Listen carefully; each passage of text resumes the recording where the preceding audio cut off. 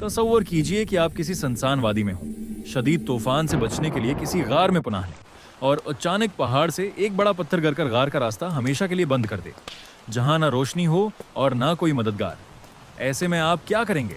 सदियों पहले 3 मुसाफिरों के साथ बिल्कुल ऐसा ही एक सच्चा वाकया पेश आया, जिसे हमारे प्यारे नबी रसूल करीम सल्लल्लाहु अलैहि वसल्लम ने खुद बयान फरमाया है।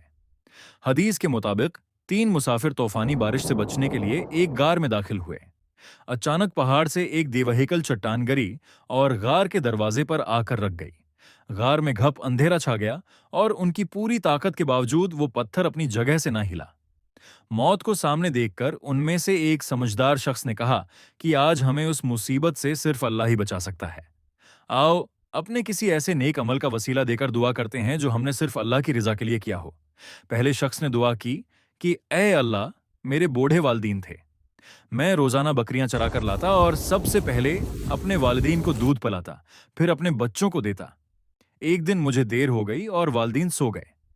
मेरे बच्चे भूख से रो रहे थे, लेकिन मैं दूध का प्याला हाथ में लिए पूरी रात उनके सुरहाने खड़ा रहा और उन्हें नहीं जगाया।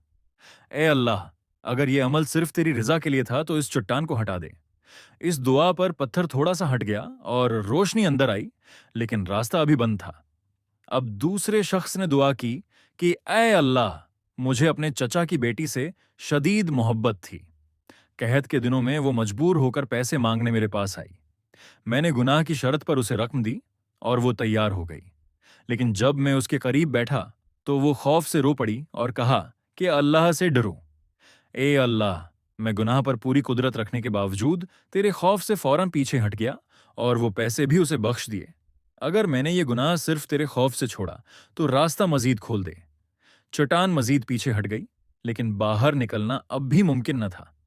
आखिर में तीसरे शख्स ने दुआ की कि ए अल्लाह, एक मजदूर अपनी मामूली सी मजदूरी छोड़कर कहीं चला गया था। मैंने उसकी मजदूरी को कारोबार में लगा दिया। अल्लाह ने उसमें इतनी बरकत दी कि उससे गाय बकरियों का रीवड़ तैयार हो गया। सालों बाद वो मजदूर वापस आया और अपनी पुरानी मजदूरी मांगी। मैंने सारा रिवॉर्ड उसके हवाले कर दिया।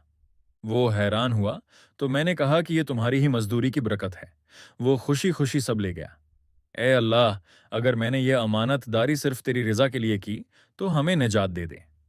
रसूल इकरम सल्लल्लाहु अलैहि वसल्लम फरमाते हैं कि जैसे ही तीसरे शख्स की दुआ मुकम्मल हुई, वो अजीम उल शान पत्थर पूरा का पूरा गार के सामने से हट गया और वो तीनों सही सलामत बाहर निकल आए।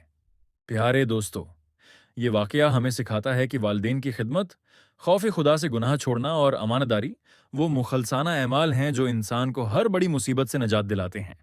आपको ये कहानी कैसी लगी? कमेंट में ज़रूर बताएं और चैनल को सब्सक्राइब करना ना भूलें।